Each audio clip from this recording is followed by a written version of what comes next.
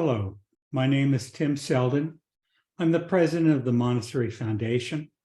I grew up in a wonderful Montessori school. I've been a Montessori teacher, teacher trainer, member of the board of the American Montessori Society, chair of the board of the International Montessori Council, and I am the president of the Montessori Foundation. We work with Montessori schools all over the world. We also work to provide professional education to Montessori school leaders, to experienced teachers who are looking to further their skill. We provide consultation to people who are looking to start schools, grow schools, or help schools navigate through a time of challenge. Today, I'm pleased to speak with you about the topic of preparing Montessori learning environments. My audience today could be someone who is looking to develop a large Montessori school in the United States or abroad. It could be you're looking to start a small school. It could be you're looking to do it as a nonprofit charitable organization. It could be that you wish to start a small business for profit, a large business for profit. It could be that it's going to be a government school, or in the United States, we have what we call government-funded charter schools. In any event, I'd like to speak about basic elements of preparing a Montessori learning environment, or building the grounds, building the buildings for a Montessori school. There is so much that I could speak about that would take many days to cover.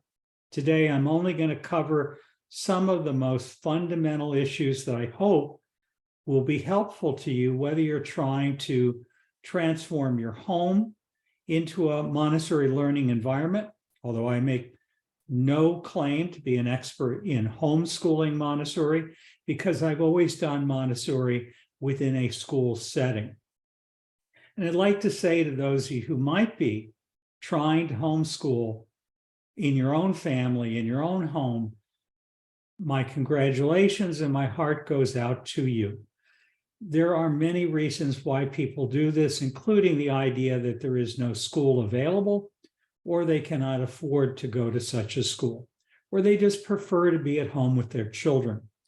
There are always trade-offs when you try to do Montessori in your home.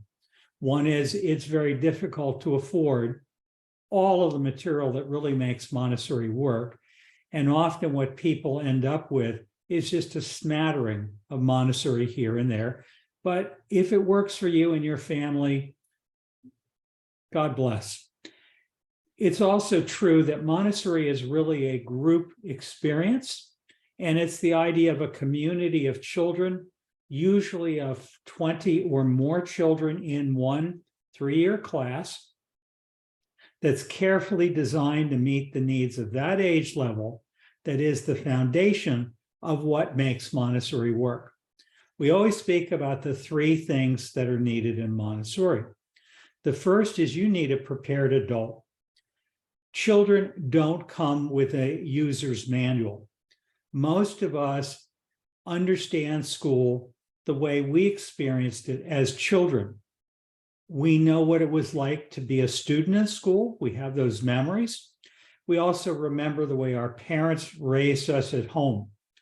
To become a Montessori educator means, for most of us at least, to unlearn so much of what we experienced as children. But it does take a prepared adult who knows what to do, how to do it, and has spiritually transformed themselves to be able to play the role of a guide rather than a teacher. Another day, we can talk about the difference between the way a normal teacher teaching in a normal school and the way a Montessori school usually works. And nothing is unique to Montessori. It's always very important to remember that while Dr. Maria Montessori was a genius, what she was doing is looking for the truth.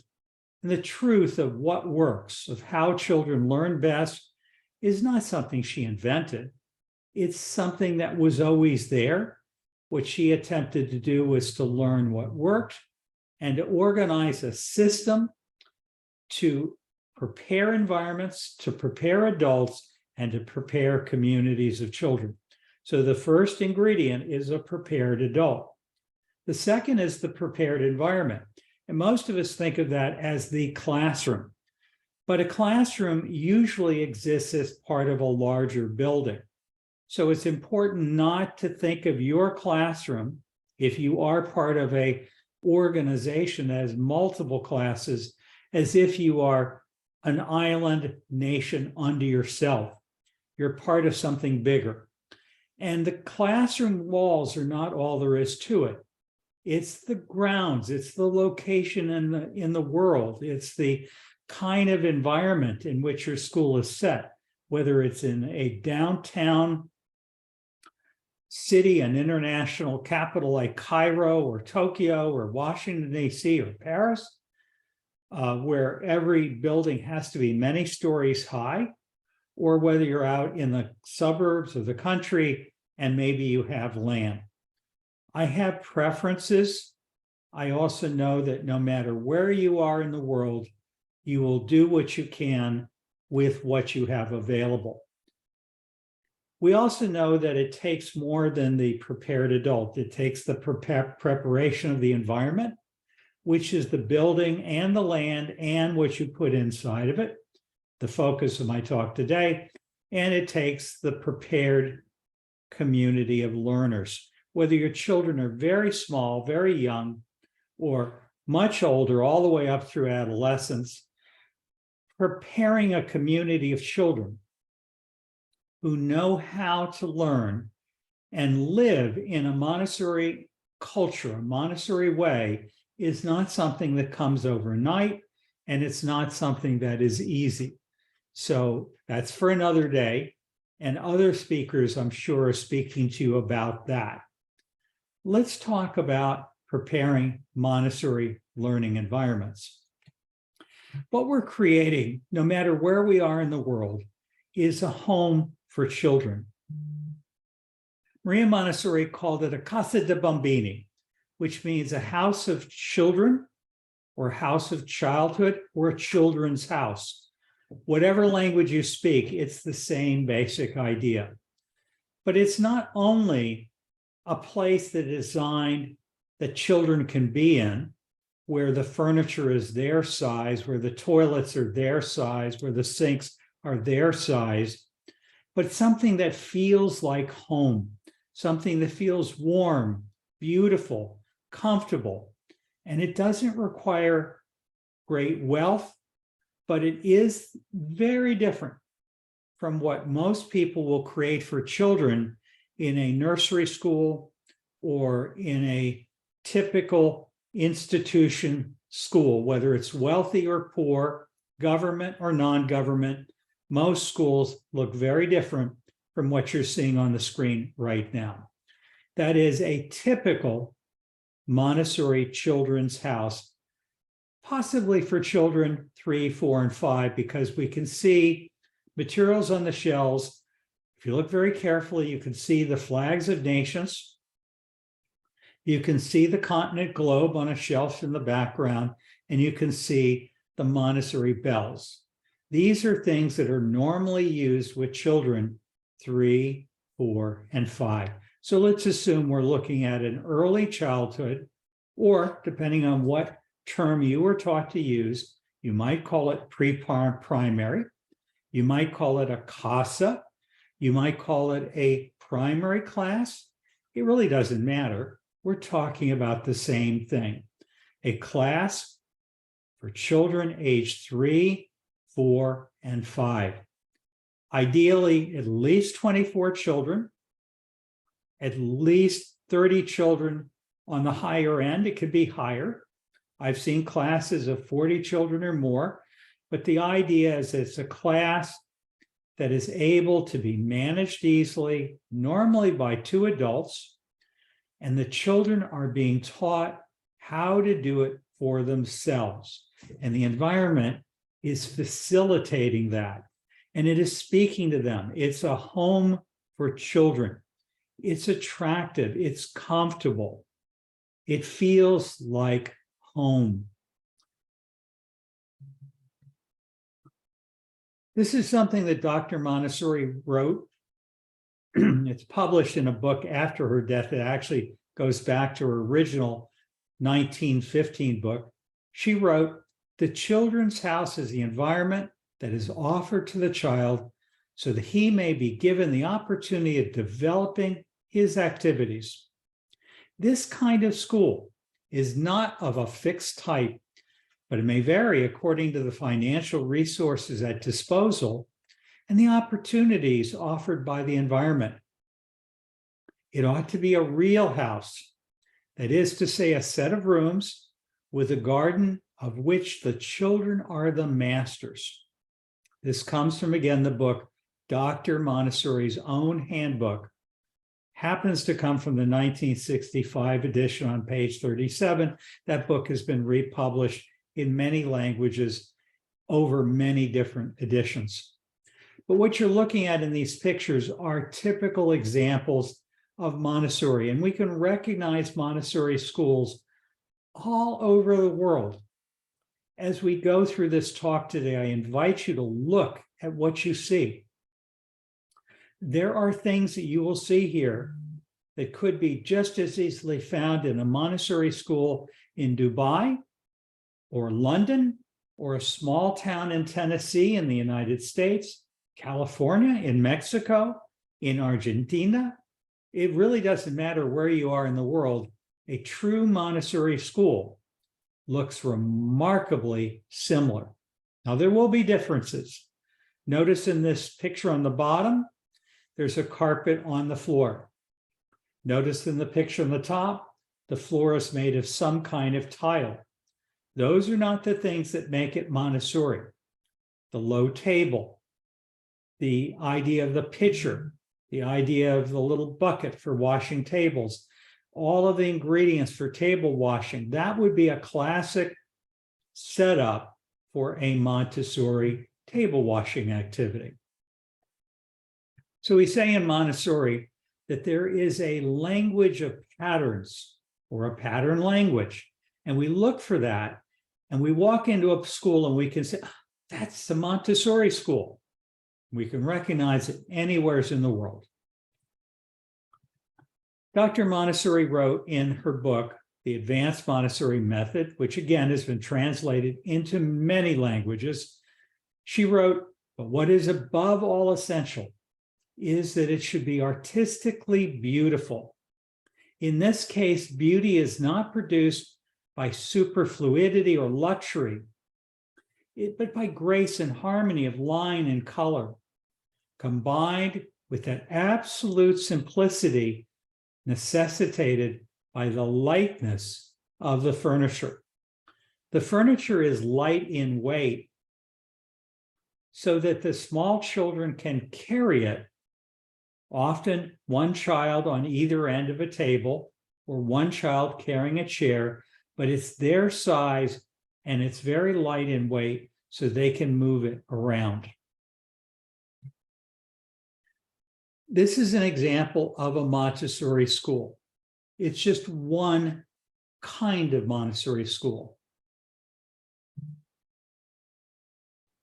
I ask yourself to ask the question, how large will your school be?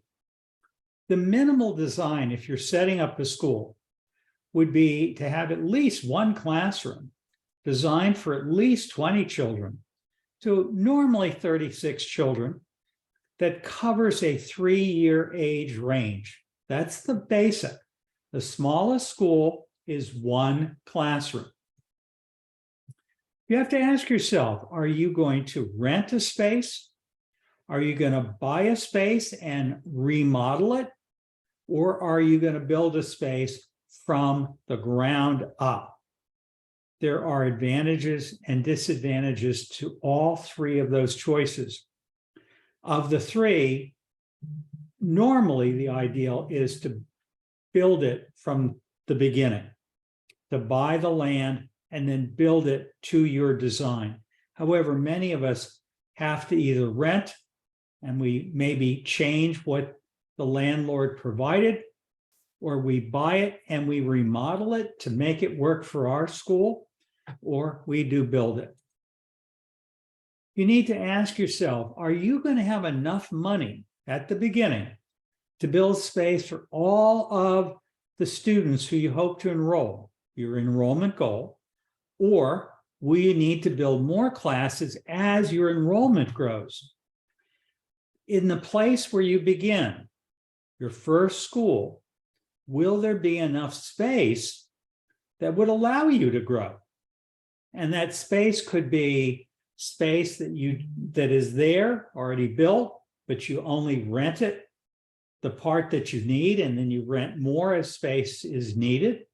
Or it could be that you build and you add on more cottages, individual freestanding buildings as the need allows, or you may design the complete school.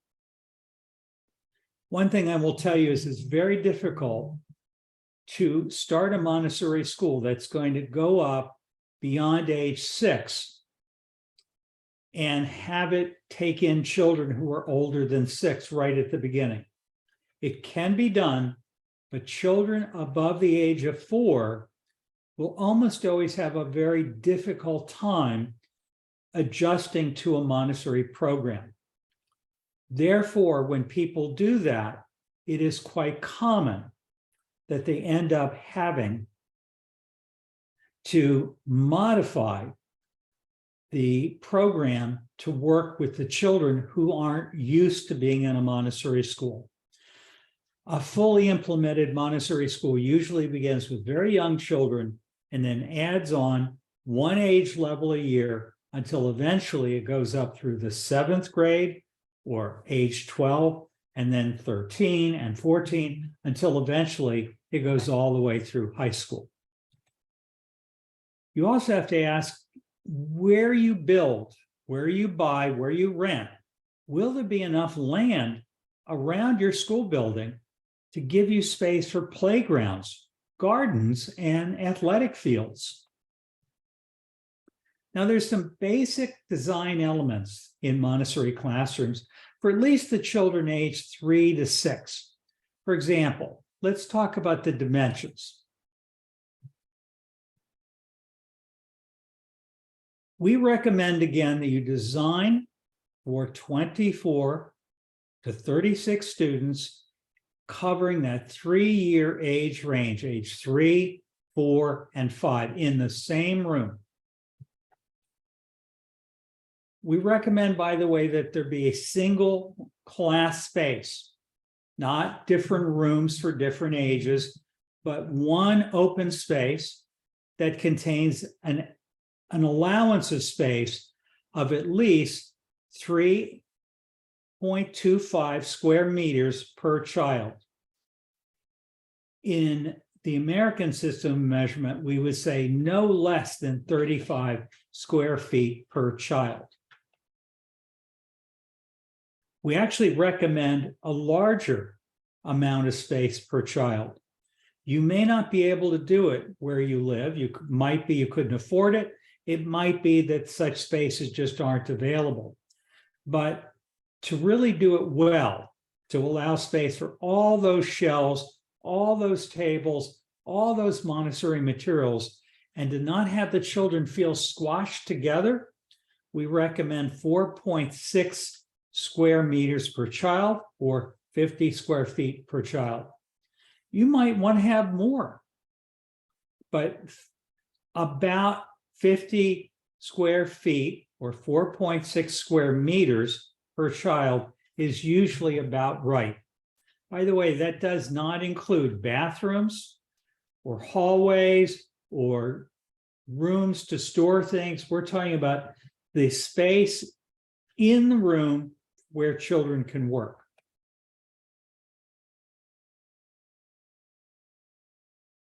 The ideal total floor space for a classroom should, in my opinion at least 139 square meters. That's effectively 1,500 square feet. Many schools are not that generous with space. There might be as little as 800 square feet or 1,000 square feet or 1,200 square feet. The smaller it gets, the more difficult it will be for you to normalize your classroom, to impress your parents, to have the children have the room they need to spread out. So while you will make do with the space that you can get, we recommend you know what the ideal would be. And by the way, that's not the best you can do. That's what we recommend as a minimum, 1,500 square feet or 139 square meters. Ideally, every classroom should have a door that allows children to move freely between the indoor learning environment and a prepared outdoor area where children can work outside, work in the garden, study nature, or just enjoy movement activity. In other words, running and playing and climbing. Children need to move. They can move indoors, but there's something about what they can do outdoors that is very different. And the idea of having a door from your classroom to go outside may not be possible where you live. You may be in a building where there's very few doors, or you may feel that it's dangerous to allow children to go outside. The bottom line is, in the ideal, you want them to be able to freely go outside. Yes, you will need to have a way of watching to make sure they're safe. And you might do that by having one teacher work indoors, one teacher work out. It could be that you'll have someone who is outside watching the children who are working outside of the classroom, or it could be that you'll have walls of glass so you can see what the children are doing. And it could be that you'll create like a garden wall that encloses the children so they're safe, but they can go outside of your space and out into the open air. You could have a fruit tree out there or a shade tree, or it could be that you have an awning, or it could be that you have a porch with a rigid roof to keep rain off of them. The bottom line is there's something about being able to go outdoors. And yes, there are parts of the world and times of the year where it's so hot that they just don't want to do that. But it's a good idea to design for it whenever you can. And as I said, this could be a walled outdoor space outside of every individual classroom. Just think about a home that has a wall out the back door where the family can go outside and have a little garden, maybe have a little fountain, maybe have some little animals, but at the very least can go outside just to do things outside in the fresh air. Pattern language is an interesting concept.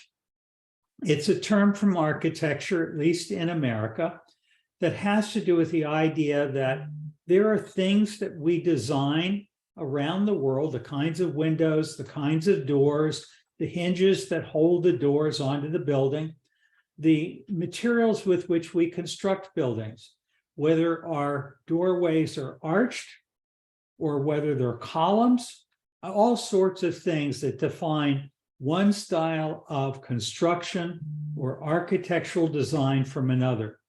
You need to think about the way you want to design your buildings and your land.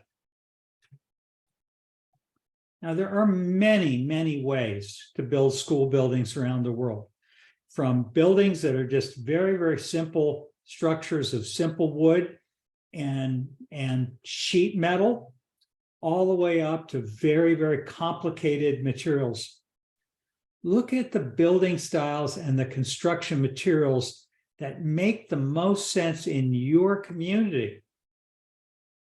What is widely available? What's affordable? What is easy for the people who build things to do where you live? We certainly don't recommend that you try to build something where no one in your city has ever built that before. It can be done, but it can be much more expensive. So looking at the patterns of construction that are easy to do in your community are worth doing. But we want to make something that speaks to a child of timeless beauty. Pattern language has to do with the color of the buildings and the rooms, the height of the ceiling and the height of the doors, the windows. Are they way up high, way above a child's eyesight? Or are they designed so a very young child can look outside and see? Are there window seats where a child can sit next to a window on a cushioned couch and look outside? Maybe there are birds, maybe there are flowers. Who knows what's outside, but children like natural light. Think about the doors that you're going to use. Think about the landscaping, the lighting, and everything, including issues of security. There are parts of the world where we really need to think about how do we keep our children safe. But your basic goal is to create a style that makes children feel safe, makes them feel loved, and conveys timeless beauty.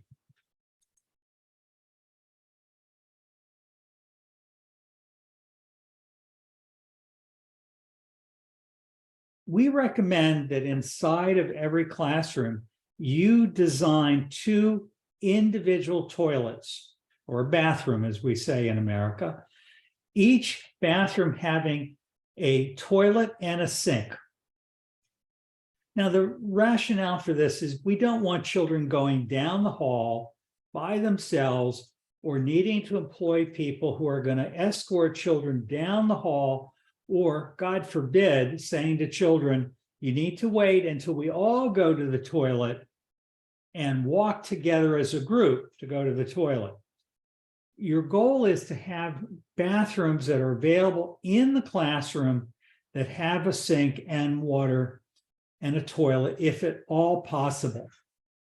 That's to facilitate the children's independence, to allow them to go to the bathroom when they need to go to the bathroom, and to avoid having to have an aide or a nanny who has to walk with them to get from the classroom to the bathroom.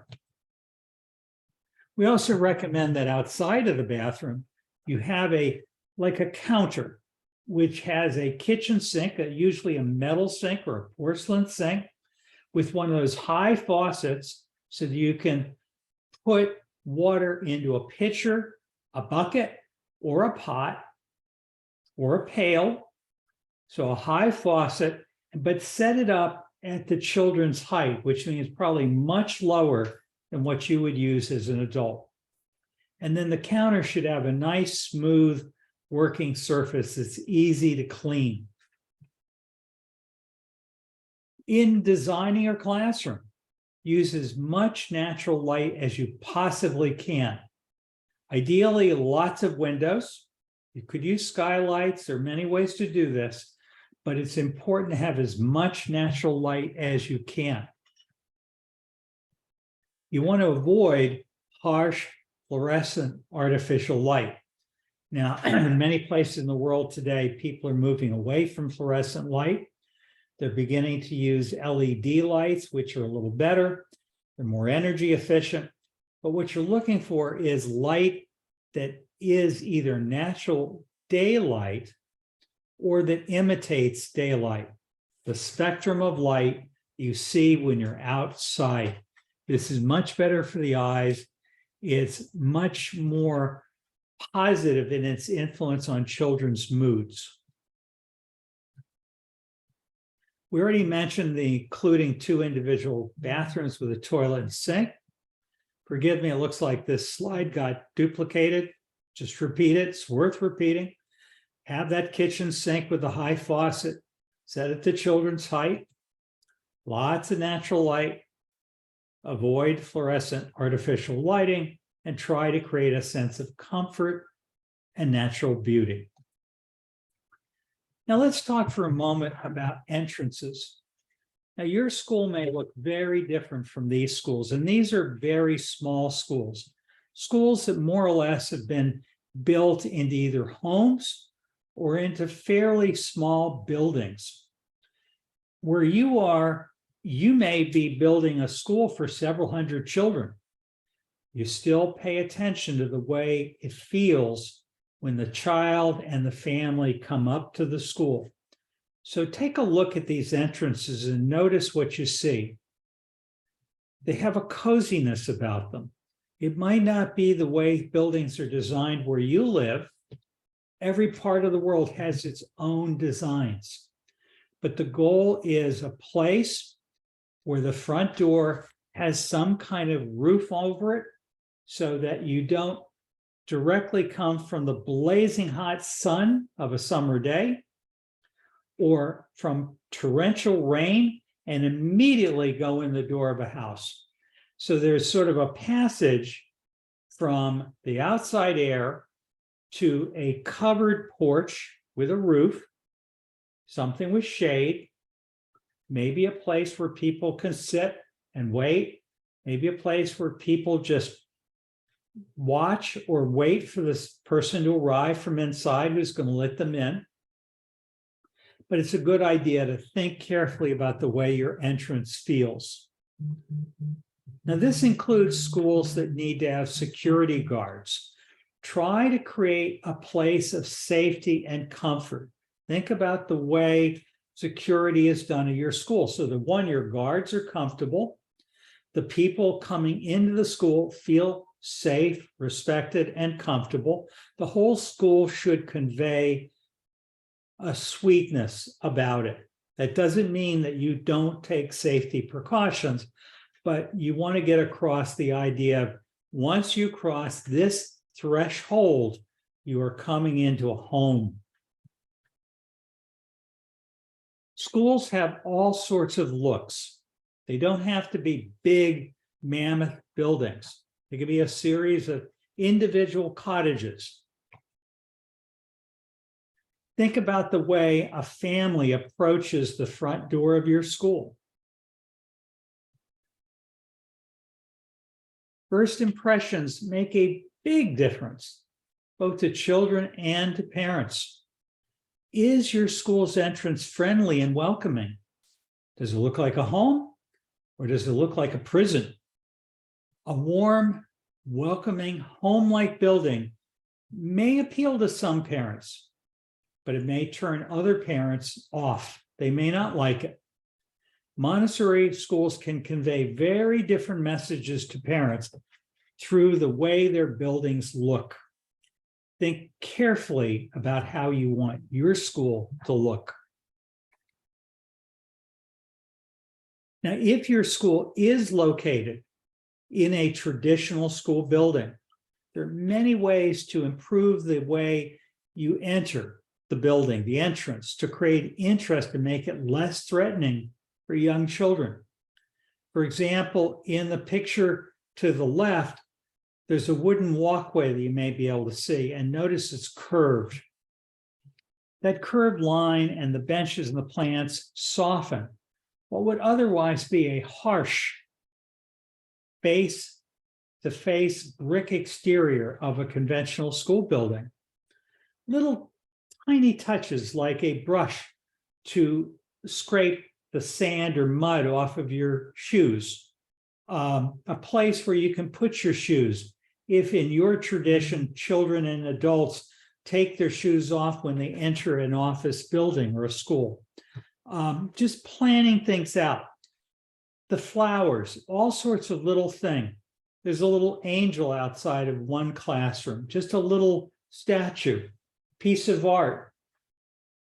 These speak to the idea that the school is a home, a very kind, gentle place. Think about your atmosphere. Pay attention to the general atmosphere of the class as a whole, the whole room, as well as the very small details. This is what it looks like from an adult's perspective.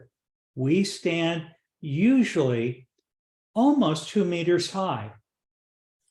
Think about a child who is about half of our height.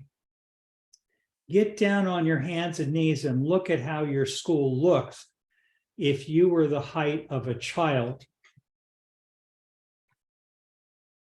Think about your windows. In this school, you'll notice that there's windows on 2 walls. Having as many windows as you realistically can is highly desirable in terms of natural light. Not every building can do that, but it's a good thing when you can. Montessori wrote, the windows must not merely be arranged for the motives of health, such as providing ventilation and light, but for the child's spiritual needs so he can look out them when he wants to. We ourselves would not want to live in a house where the windows are up so high that we cannot look out. We should call that house a prison. You might say, oh, my goodness, there's a danger the child will fall out of the window. We always have this preoccupation with the child's safety, his body. Well, this is a reasonable preoccupation for the child's safety, especially if your building goes up more than 1 story. However, at the same time, is it likely for a child to throw himself out the window if he has things that are interesting enough to do within the room? Windows should preferably look out onto a garden or a veranda, because when the children are faced with certain difficulties in their lives and their work, they may be able to get out of doors and feel free. Characteristics of a smaller classroom would be little windows at which the child of 3 might sit with a chair when he wished to, windows with little curtains of various colors that the child might be able to draw back or open himself. That's Maria Montessori in an essay called The Immediate Environment, written back in 1925. Windows that are at the child's level give a much greater feeling of contact with a greater community and the natural world outside. Natural lighting reveals changes in the weather, the seasons, and so on. Children who spend their time in environments with no view of the outdoors, artificial lighting and climate control can lose the sense of the rhythm of natural cycles. Natural lighting also brings a sense of life to the physical environment as the changing angles and quality of light at different times of the day create different mood areas of the classroom. Natural sunlight will allow some areas of the classroom to be warm, while other areas may feel cool. And ideally, windows should be able to open and close. Now let's think about color in the classroom and texture. This is a fairly typical, well-implemented Montessori class. The space is much smaller than I would recommend, but notice the walls are basically a cream or a white color. The wood floor is attractive. There is a rug down on the floor, but it doesn't cover all of the floor. That's a very good design. Now, sometimes there can be just too much of a good thing. Color and texture can be used to make a room feel larger or smaller and cozier. Look how the overuse of wood in these classrooms make them feel dark. Now, here's a classroom that's very, very white. They've got tile floor, kind of a light checker pattern.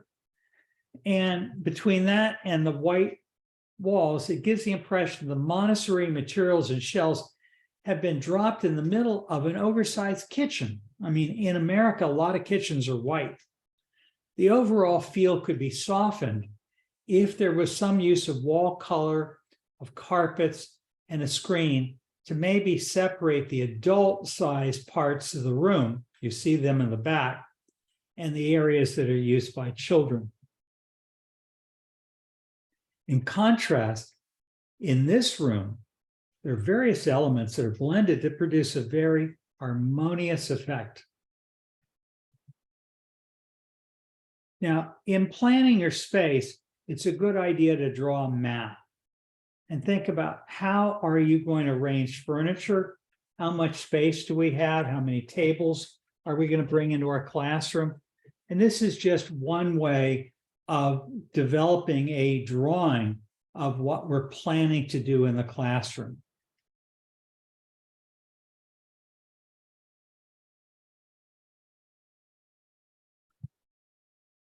Let's talk for a minute about spatial complexity. You'll notice here that you have some things you might not see in most schools. You've got a curving staircase going up. You've got some pieces of thick wood that have rounded edges that create an interesting pattern. That creates interest in a classroom. You can create multi-level classrooms. I don't know if you can see it, but in the back, there is like a stairs going up, and there's a platform back there. So the children can climb those stairs, and there's a rug and there are little cushions. The children can be up there and be reading or watching. In the lower picture, someone has done something similar. They've created a raised area where children can get up there and just feel comfy. Having ramps and stairs and risers and lofts, they can create spatial complexity that is particularly desirable in toddler environments because very small children need to practice climbing and balance. And it's definitely, this kind of design is really preferable to the brightly colored garish materials developed in conventional childcare settings. Furthermore, young children need the experience of seeing their world from different perspectives. These contribute to developing a sense of position in space and in relation to objects. And the use of risers and lofts widens the potential for different groupings. It's useful for even elementary, middle, and high school classes.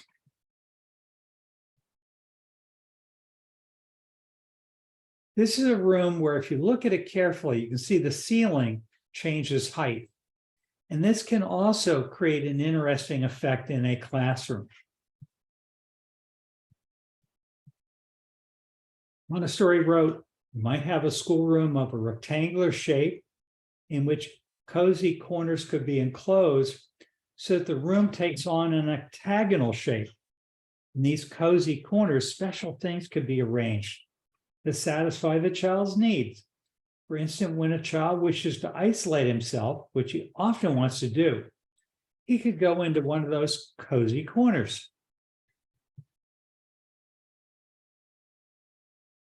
Shelves that are placed at right angles to the walls allow you to use the wall space for pictures and mirrors and things like that. Shelves that are put at angles that go out into the central space can help create those cozy nooks or pods for various activities. Shelves can be also used to define spaces. For example, you could use shelves to set up your different areas of the curriculum. And you can also use movable screens to divide large rooms. Changes in floor coverings, such as a rug, or different colors can be used to create different usage areas. Now let's talk about transition spaces and passages. Now, folding doors and removable walls are one way that some schools create flexible spaces so that they can open a wall up and create a space where two classrooms become one, and they use that sometimes for larger meetings. You can also notice you've got an outdoor area in the middle picture there, and it's, instead of creating one big long area, they created a wall going across so the children coming from the classroom can just be in front of their classroom.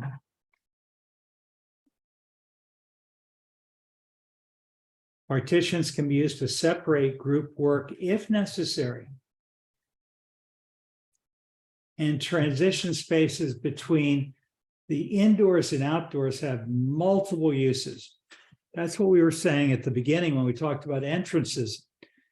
Children like working outside, so creating a covered area where there's a roof where children can be outdoors, but they're still protected from the rain or the blazing sun can be very desirable. We want to take great care to make these passages and these stairwells interesting and appealing. Now, furniture has to be of the child's size, but it doesn't all have to be the same shape or design. There's no reason why furniture has to be exactly alike. Why should all the tables be square or rectangular or round? There's no reason why they have to be the same shape. They can be of different shapes and sizes so long as they are proportionate to the child's strength. The same thing applies to chairs. They need not all be the same ugly shape. You could have some pretty little armchairs, little stools, little benches and chairs of different shapes.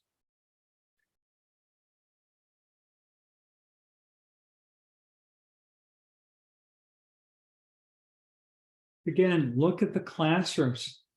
They all have that pattern language that you see. Notice the children are working on rugs. Notice the small table that this boy in the front is working on. That's something he can do while he's sitting down on the rug. There's a small table, very, very low, to allow a child to wash her hands while she's kneeling.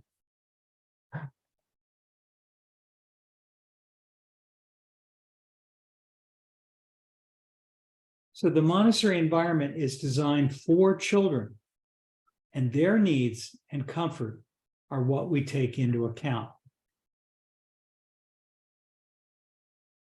The furniture has to be appropriate in size to the size of the children who will be using it. That means in a class with a 3-year age of children, age range, and possibly higher range. I mean, there are classes that have 3 to 9-year-olds or 6 to 12-year-olds. So there's no one way to do a Montessori school. The only thing you wouldn't want to do is have all your 5-year-olds in one room together. So we always want to have multi-ages, but it doesn't have to be 3. It could be 4, it could be 5, it could be 6.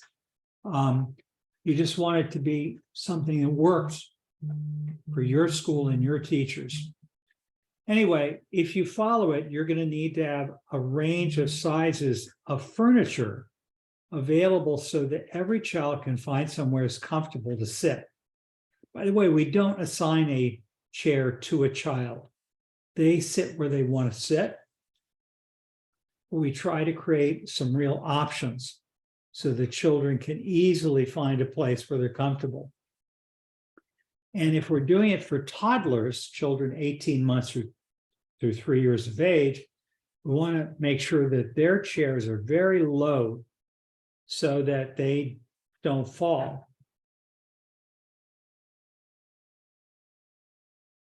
Now, we want to avoid plastic.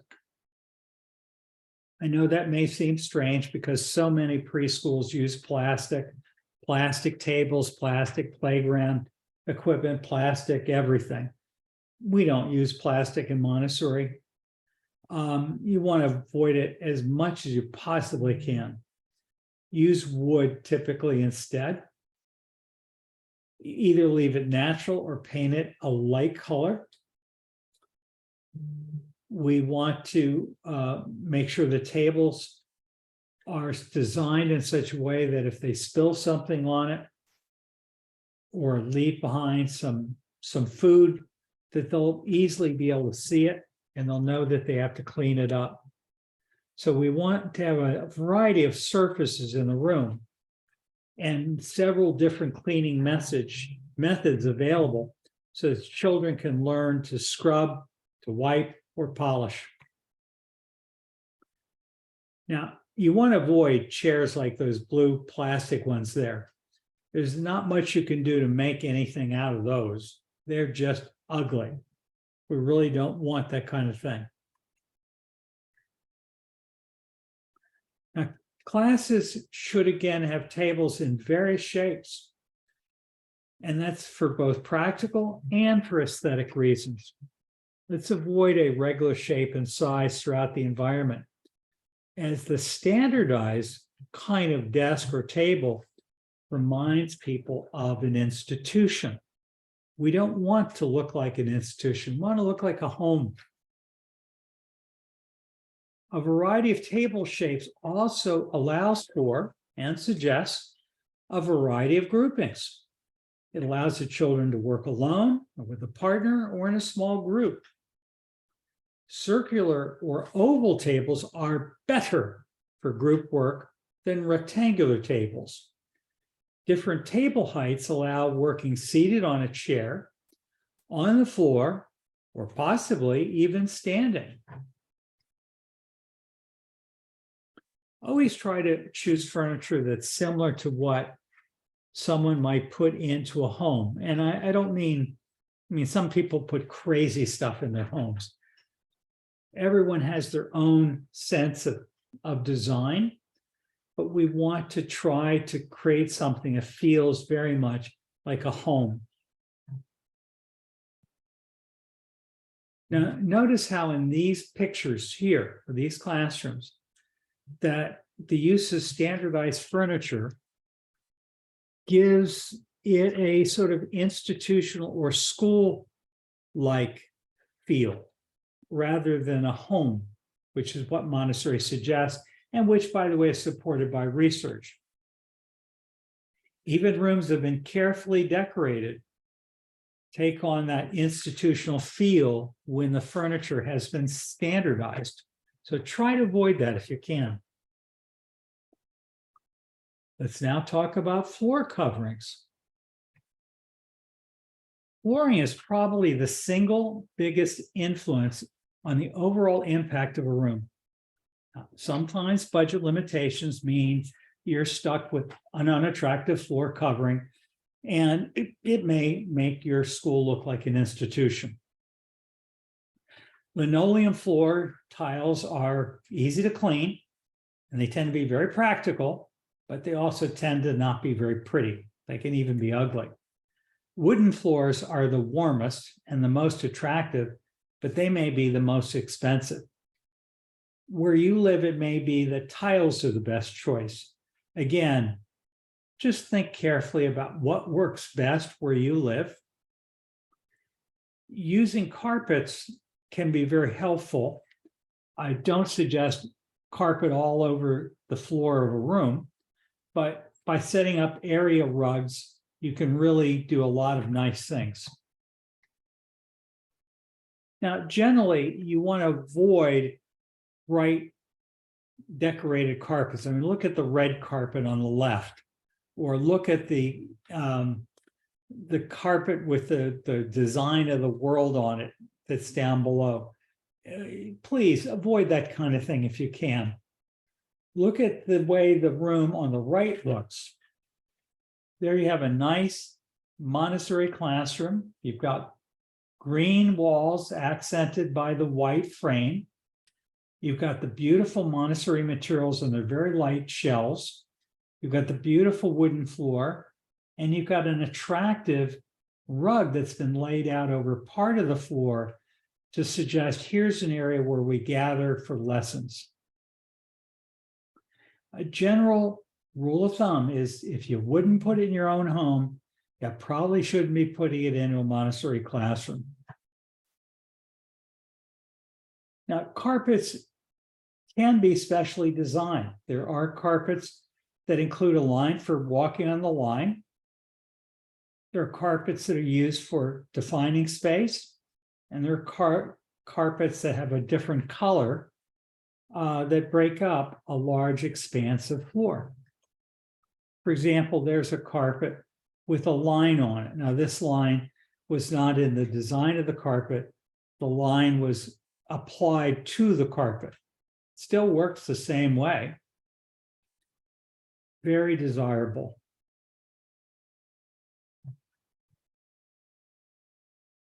Shelving. All Montessori schools need shelving. When you're choosing shelves for your classroom, take a number of different factors into account. First, consider the age of the students. The type of materials, the Montessori materials that are going to be displayed, and the way that it's going to be displayed are going to vary according to the age of the students in the room. The materials for a 3 to 6 classroom are going to be different from elementary or secondary. So take into account what materials are going to be there and make sure that the children can easily get to them, they can reach them. So height is a main factor to consider. You also want to think about open back shelves. Open back shelves have many advantages, including the fact that a child can see the material on the shelf from either side. On the other hand, if you're in a toddler classroom, you may or may not want to do that because toddlers may actually crawl through the shelves, and that could potentially be dangerous. So again, just look at what's happening. Shelves have many uses beyond merely displaying the materials.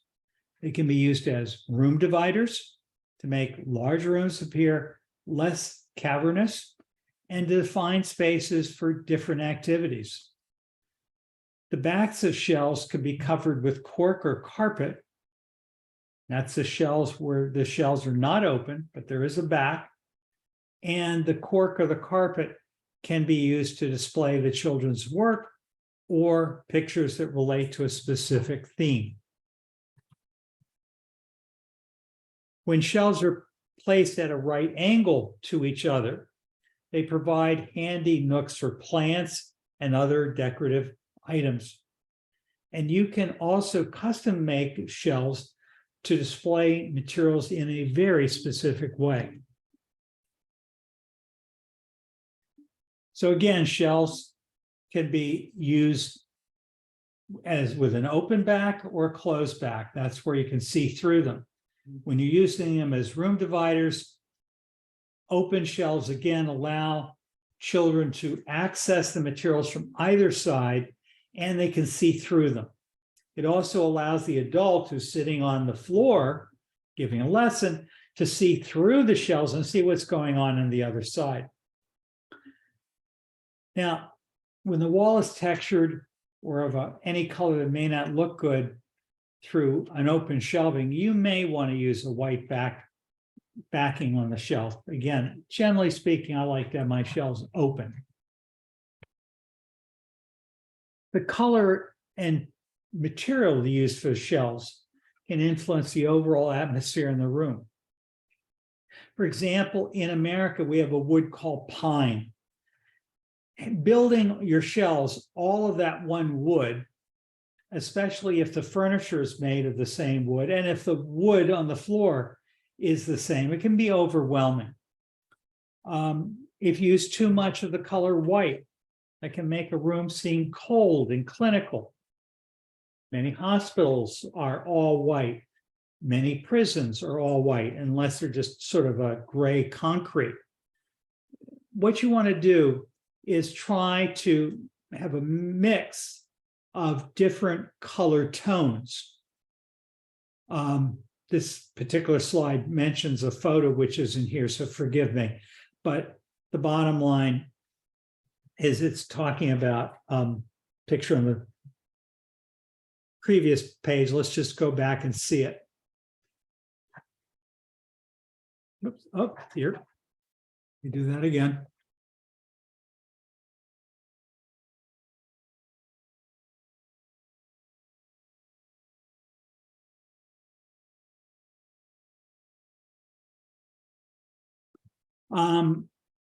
Shelves can be, again, designed to hold specific materials. For example, there are companies that make shelves for the puzzle maps or shelves for the geometry cabinet. You want to be very careful that the shelves you buy are going to work to fit the materials in your classroom. So for example, a narrow shelf is not going to be a stable surface to put the geometry cabinet on. And again, there are some sensorial cabinets that seem like a good idea, but they don't actually allow the materials to be displayed in the actual sequence in which they're normally presented to children. Now, in choosing your shelves, you do not want to have a really high shelf that a child of that age can't reach. There should be nothing that's out of the child's reach. It is, of course, absolutely different from the view that suggests that everything should be hung high up so that it is out of the reach of the child so that only the teacher can reach it. Now, that's Maria Montessori writing back in 1925. Remember, in the old days, desks were screwed down to the floor. Things were locked up in closets or cabinets, or things were placed up high so the children couldn't touch it. In a Montessori classroom, we're doing the exact opposite. It is a children's house. Arranging the materials on the shelf. They're always arranged in a specific order or sequence. Now, if your language is read from the left to the right, then you set up your materials from the top, going from the left to the right, going across the screen, and then drop a level, and then left to the right, and then drop a level, left to the right, drop a level, left to the right. So everything is sequenced. If in your language, you were to read from the right to the left, you might set your shelves up entirely differently. The idea is to facilitate the natural way language is read in your language. Now, we always also put materials on the shelf, regardless of what direction we build them in, from the easiest to increasingly difficult within any series. So for example, there's a material called the color box. First we did color box 1, then color box 2, then color box 3, all next to each other. And we just keep building things so that the material on the shelf is in a very specific place. So again, we always do it from the top to the bottom. The materials on the shelves should be spread out. They don't have to be ridiculously spread out. They shouldn't be on top of each other. They should allow sufficient space between the materials. The child sees a complete set and can easily remove the one piece that they want to work with at the moment. We do not want cluttered shelves. We want very, very neatly organized shelves.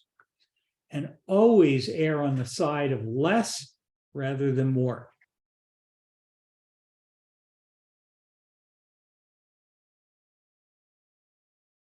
Now, consider the many factors we've been talking about here. Which factors contribute to the overall atmosphere of these rooms?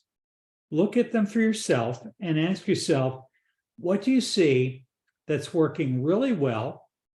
And what is it that you think wouldn't work so well?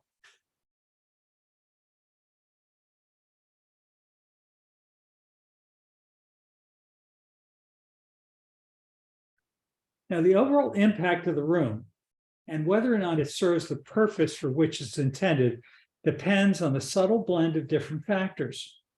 A successful Montessori teacher is an environmental engineer or interior designer, carefully balancing elements that are at his or her disposal to create rooms that are calming and stimulating, nurturing, and yet challenging. Again, you're seeing 3 different spaces. Again, look at this classroom. Just think about what you see. Notice this and think, what is he like? What is he you would do differently? We also want to talk about work mats. Now, when children are working on the floor, they don't just work on the floor. They take one of these little rugs. There are many different ways you can do it. We recommend rugs that have no pattern, preferably just very plain.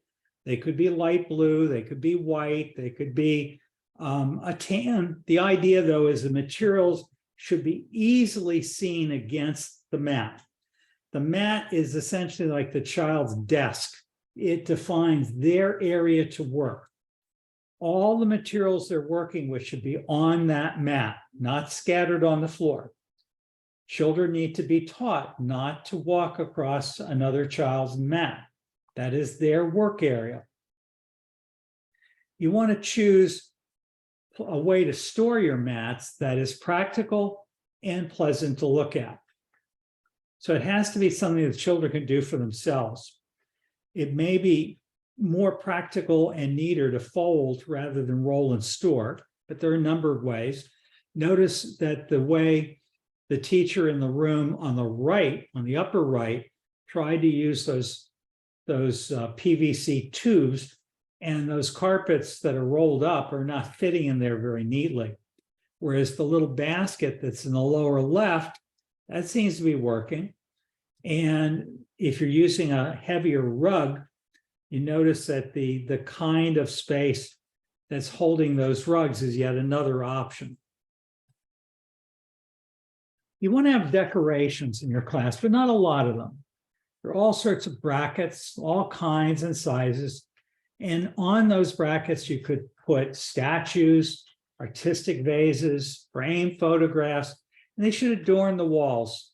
Not a lot, just enough, just enough. And above all, each child should have a little flower pot in which that child can sow the seed of some plant and tend and cultivate it as it grows.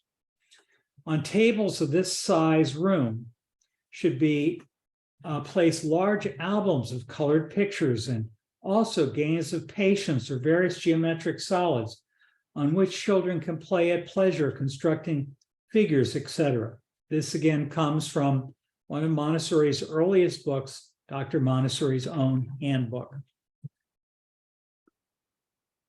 With little or no effort and a little bit of imagination, it's possible to bring beauty even into the most cash-strapped classroom. Pretty ribbons around a glass jar that's holding pencils, or interesting bottles that are displayed on a windowsill, or a simple basket to hold the snack, or some apples, or a collection of seed pods attractively displayed. It's these little touches, like you see here, that make a world of difference.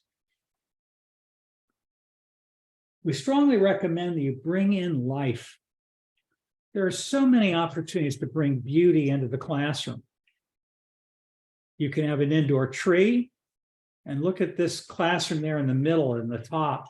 They've created a little space for children to sit around that indoor tree. You can have a bowl of freshly cut leaves, and you can have children involved with keeping the classroom beautiful. Fish tanks also add interest and a different kind of light than you normally see. Montessori wrote, hanging pictures at such a height that the child can look at them just as in our own rooms. We hang our photos at the right size to look at them. As you know, in our own homes, and she's speaking to adults, we may have wall decorations above eye level, but photographs will always be hung more comfortably and lower. We're not accustomed in our own home to look at paintings that are way up high or on the ceilings. But for children, so many schools hang pictures so high that the child can't look at them without looking up. And we want to hang them at their level. Hang things low so the child can take them down from the wall with his own hands. Again, this is Montessori's essay, the immediate environment. Let's take a look at these two toddler classrooms. What do you see?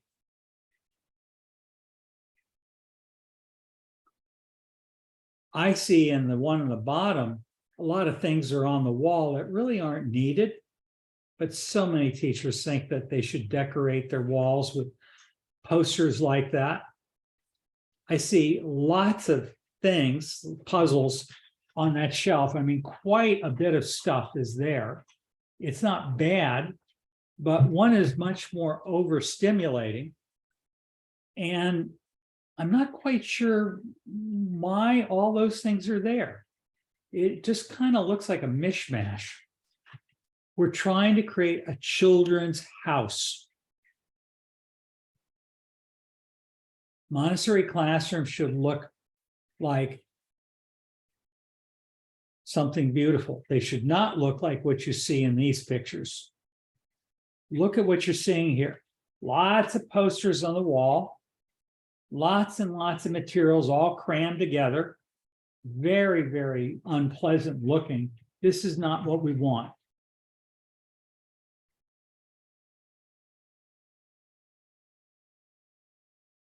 Likewise, don't hang multiple copies of children's artwork or their poetry or anything else they do. If you're going to display something on the wall, ideally it would be framed or at least mounted in a cardboard mat, so it's like a frame.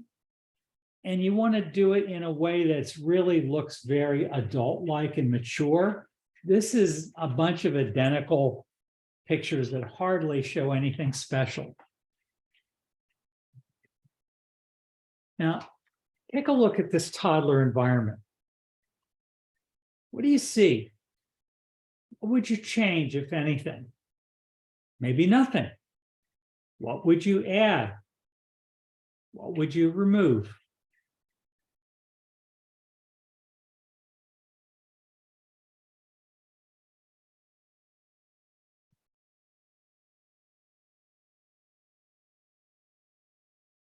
Now look at lighting. Lamps can be used all over the world to soften the quality of light and to create a home-like feeling. You can do it with dome lights or track lights or floor lamps or chandeliers. There are all sorts of ways to do it. We know we want our rooms to be bright so our children's eyes are not strained, but we're looking for something different from what you see in many schools. The light from a fish tank, which, by the way, there's no picture of fish tank on this page, but it can create a soothing ambience. Whenever you can, don't use fluorescent lighting. Again, generally speaking, I think those are beginning to fade out, but they're still out there and they're still used. And we recommend either incandescent bulbs or LED lighting. The goal is to avoid an institutional feeling like you see in a hospital or a normal school. So find lights that work and make sense for your school. By the way, it's a good idea to have a way of turning the lights down or turning them off in different parts of the classroom. Now, a gentleman by the name of Jim Greenman, in his classic book, Caring Spaces, Learning Places, shared these thoughts on lighting in childcare centers. He said, there's a pervasive tendency to overlight all new institutional settings. This may be a reaction both to the old days of dark, drab settings that had few windows and other amenities, and to the power of the fluorescent light revolution. By the way, that revolution was many years ago. Banks of diffuse fluorescent lighting allow maximum flexibility and lowest cost. At any given spot, one can read small print or string beads. Why is this necessary? Would you prefer to live under banks of fluorescent light in your living room or in your bedroom? A mixture of fluorescent light, natural light from windows and skylights, and local area lighting, some of which could be track lighting, will allow flexibility that creates pools of light. Light can also be bounced off of the ceiling. Light has some of the same possibility as color's design tool. Teachers can use light to influence activities and mood. Reduced lighting calms. Increased lighting can brighten spirits. Light at different height levels adds variety. And light dimmers, again, are useful tools. Whoops. Again, take a look at this Montessori classroom.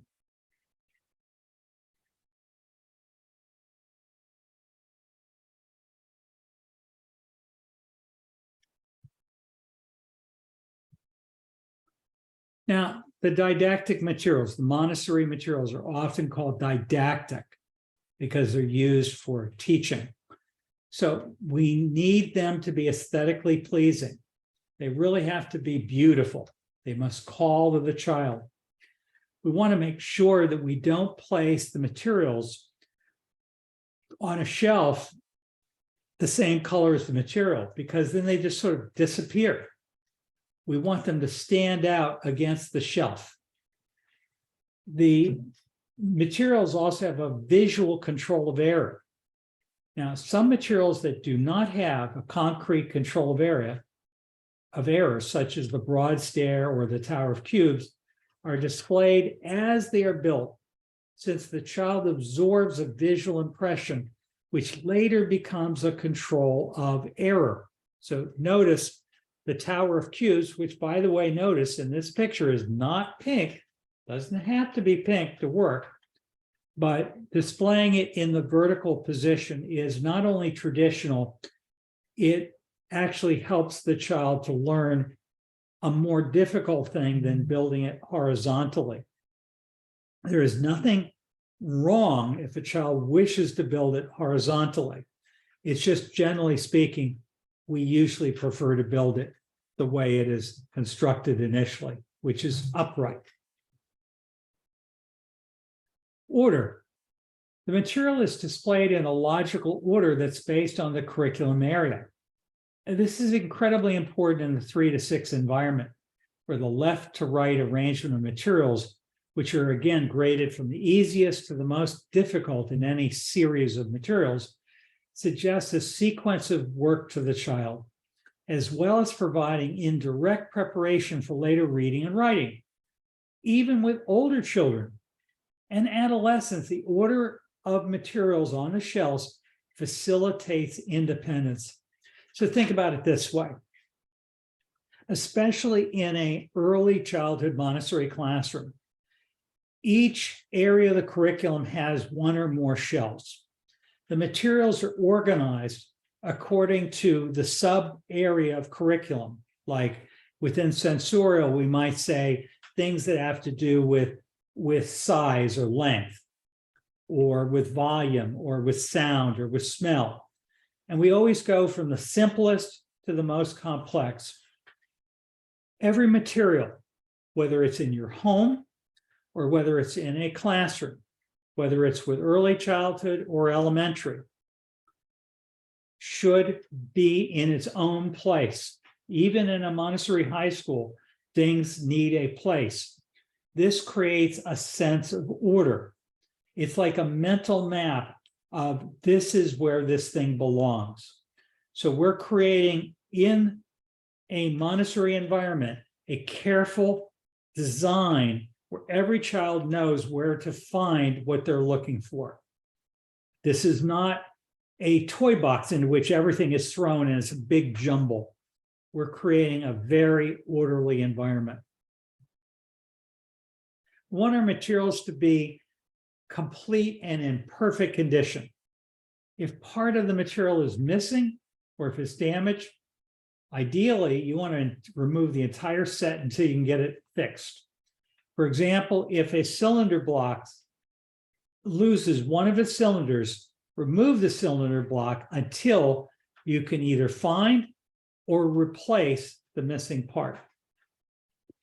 If you've got something painted, like the pink tower, and the paint gets chipped, you should repaint it or retouch the paint.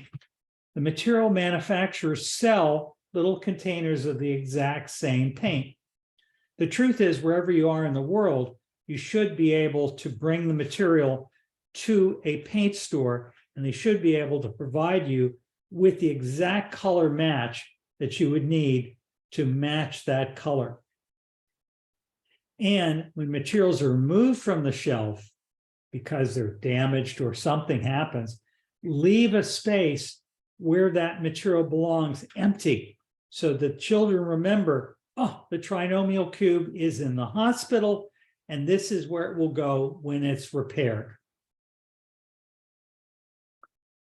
Montessori wrote, make sure that every object used by the children has a place of its own that is easily accessible to them. Thus, the black and colored pencils, the paper, the pen, the ink, they've all got to be placed in a way that children can take them in an orderly fashion without the teacher's help. The order in which the objects are kept teaches order to the children.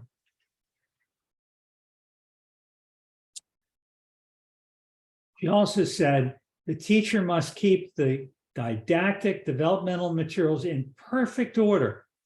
If this is not the case, the children will not take an interest in them. If they do not, the material becomes useless. And the entire Montessori method is based on the child's spontaneous, voluntary activity. And it's aroused precisely by their interest in the material. So look at the difference between the geometric solids on the top and the geometric solids, the exact same material on the bottom. Which one do you think is more likely to be used by children? Which one do you think is more likely to be misused and abused? Now, here's another example of sort of sloppy materials. You can see they're chipped. You can see they're just not put together right. The tower of cubes is not perfectly aligned. We just don't want to do that. It's not that it's terrible. I mean, children will not necessarily put the material back correctly themselves. By the way, I do not recommend that you take the pink tower and display it in this way, where someone has cut a piece out of a wooden shelf. I mean, you could do it, but it's not what I would recommend.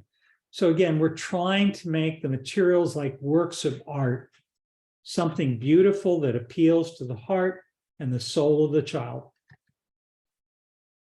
We need to have a part of the environment that involves the care of the self, such as washing your hands, or learning to brush your teeth, or combing your hair, or learning to fasten the buttons on your sweater, whatever.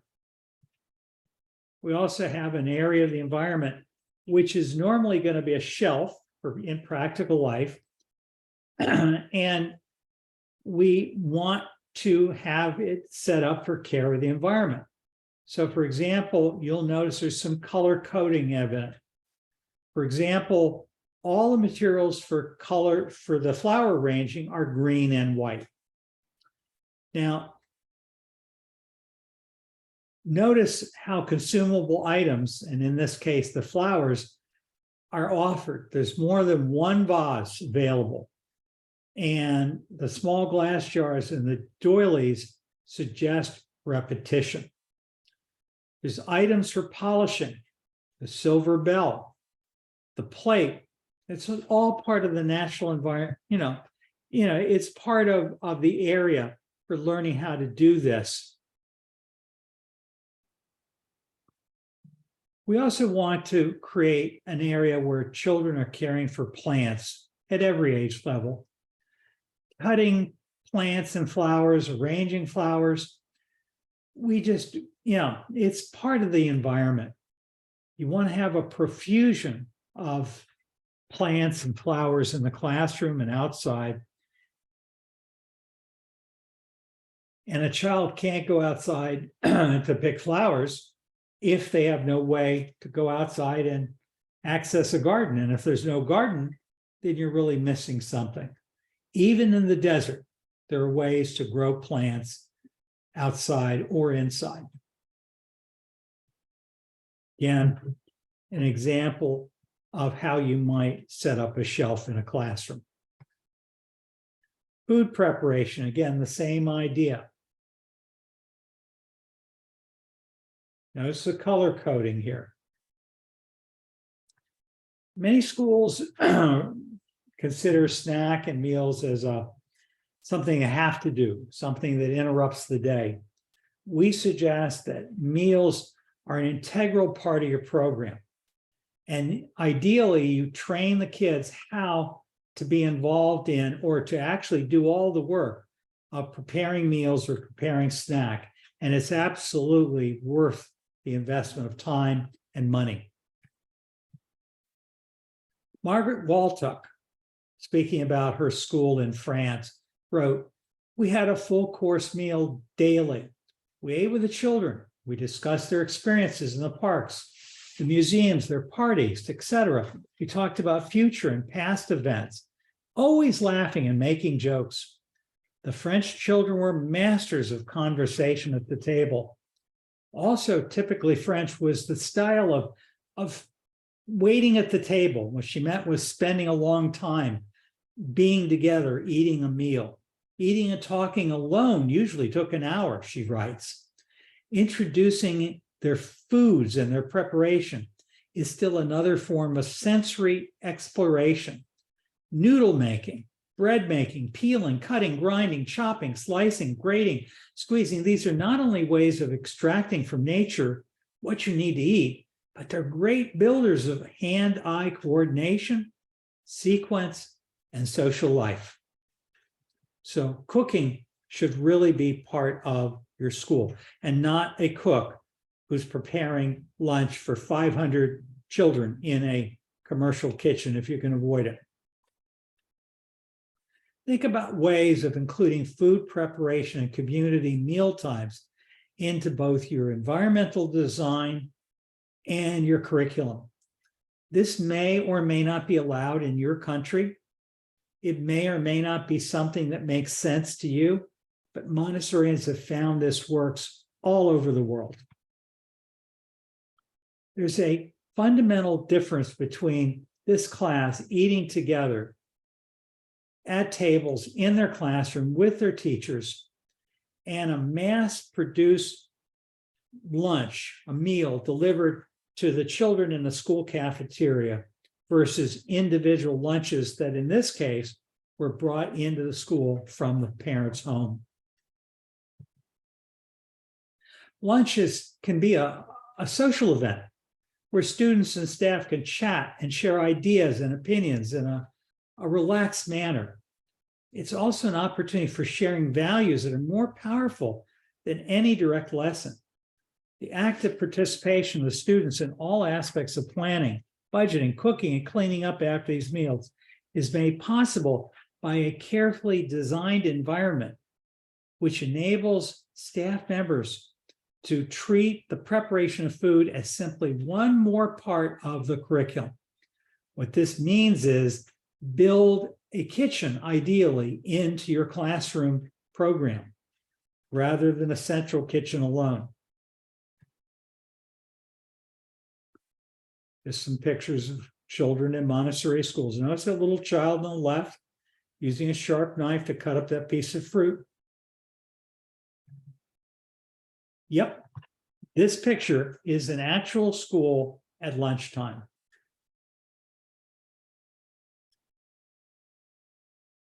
Let's talk just briefly about art.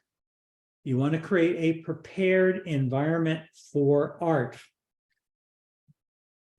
It should always include at least one easel for vertical work, for painting or drawing. You should have a range of material, and it should be in a way that's easy for the children to get to it and work with it and put it away. You want to have a way for the children to display their work, and you need what the children need to have to clean up after themselves. So art should be a prepared environment too, and ideally, it should be right in the classroom. You may end up having a separate art room. Generally speaking, if you do, we recommend you not tell the children, now it's time for art. You all go for art, especially if you're working with 3, 4, and 5-year-olds. They need large, uninterrupted times to work.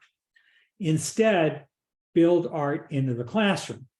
And if you do set up an art room with an art teacher, think of it like a library and allow the children to go to the art room when they wish to go and do art. And provide a good way for art creations to dry, whether it's paintings or clay or whatever. Now, another thing you might want to do is to create a place where children can build things.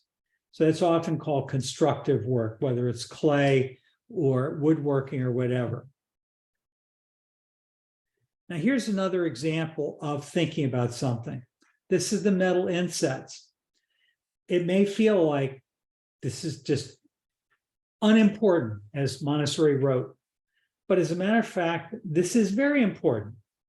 For instance, she wrote, if instead of arranging the 10 metal insets in a row, if the teacher distributes them among the children without exhibiting them, what the children will do with the materials is very limited.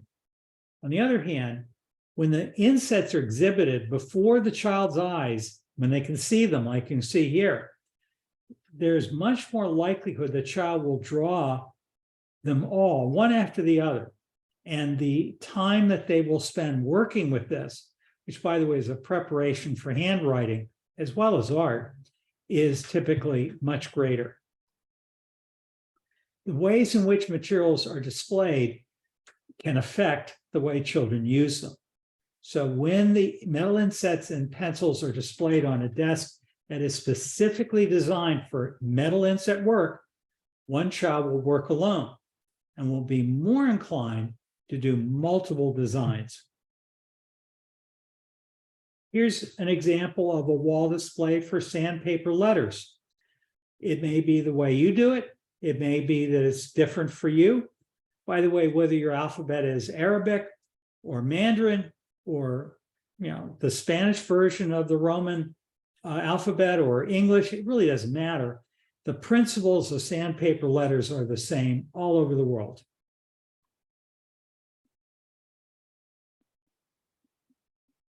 Just other ways of displaying the letters. This alphabet that's displayed near the wall invites touching and helps to reinforce the letter shapes learned with the use of sandpaper letters, and it creates a visual impression of the placing of letters on the line. The picture that's lower on this screen is the child's name written on little laminated strips.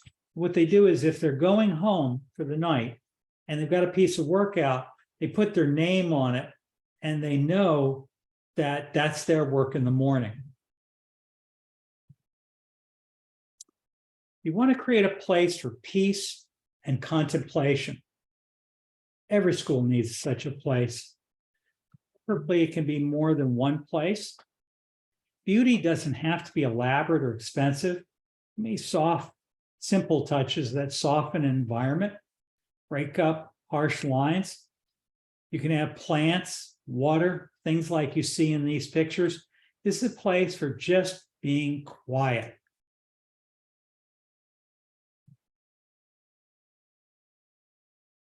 Montessori wrote, "The spiritual school puts no limits to the beauty of its environment, save those of economics.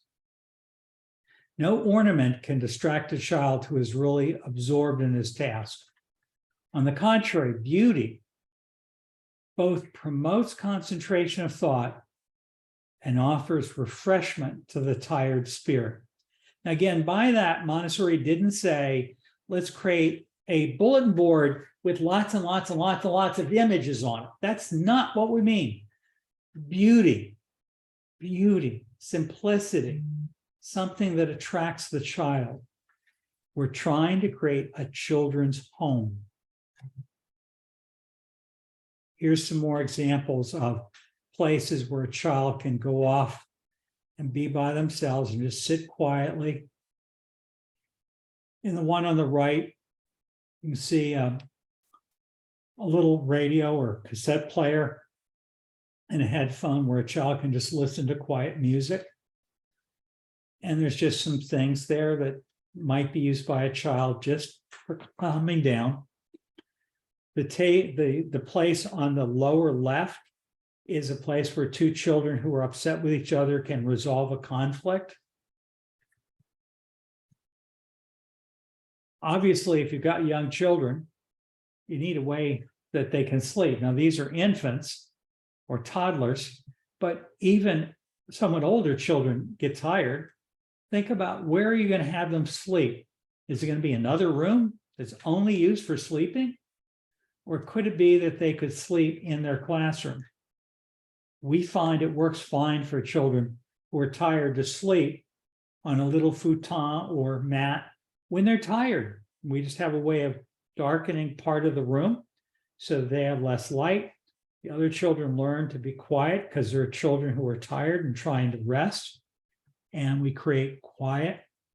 And when they wake up, child returns to work. In your classroom, again, you want to have a water source and a place for washing up and for doing water activities such as scrubbing a table or washing the floor. You want to have a tap with running water where they can get water to fill the vases for flowers, for example. And these are just some pictures of how schools have built child-sized sinks and sinks for adults. And if you don't have plumbing in your classroom, and many classrooms don't, there are ways of getting around it. And we just recommend that you figure out a way so that there is water available in your classroom. You're going to have bathrooms. We personally recommend against centralized toilets. I think children deserve privacy. There's many ways to do it. Different cultures, different schools will do different things. But I personally recommend a unisex bathroom. One, it doesn't have to be a separate one for boys and girls unless your culture demands that. A sink and a toilet, and make it look pretty. It should not be a scary place for a child. Just some more pictures of how some schools have done it.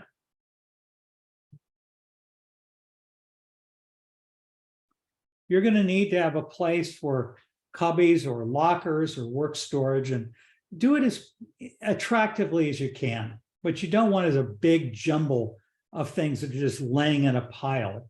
So if they're going to change their shoes when they enter the building, place to leave the outdoor shoes.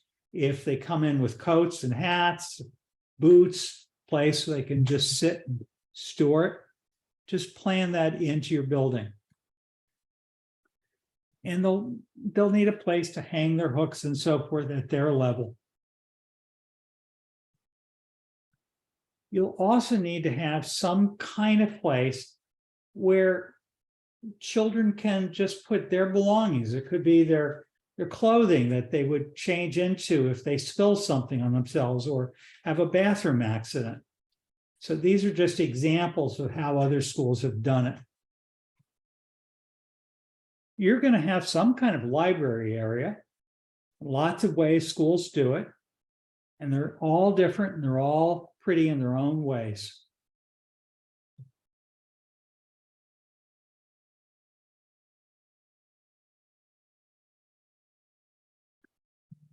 This is kind of like a sitting room, as Montessori said, a parlor where children can amuse themselves.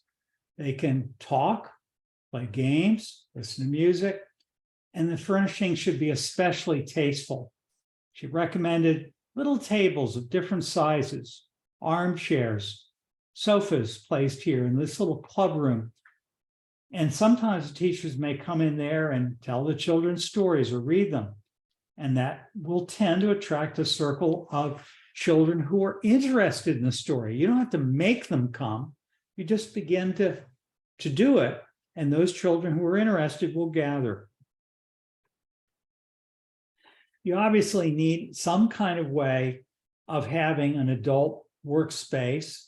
We usually don't have teachers' desks in a Montessori classroom, but you're going to have to figure out where you're going to have things for the adult. And it could be notice boards or various things. It could be you want to communicate something to parents, so you could have something like you see here where you could put a message to a parent would pick it up at the end of the day. You could also have some kind of parent notice board. This is one example of what that might look like. This is typically not in the classroom, by the way, but rather outside it. Your school's going to have a reception area of some sort, nice area where parents enter the school and where they can wait for their child or wait for a meeting with you or the child's teacher or whatever. The reception areas, again, are very important. And that is the end of what I wanted to share with you.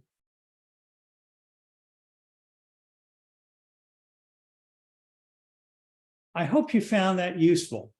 I know that we'll have opportunities for live question and answer, and there's so much more I could have covered. I hope that was helpful, and I hope that you get value from it. So thank you for listening to me today.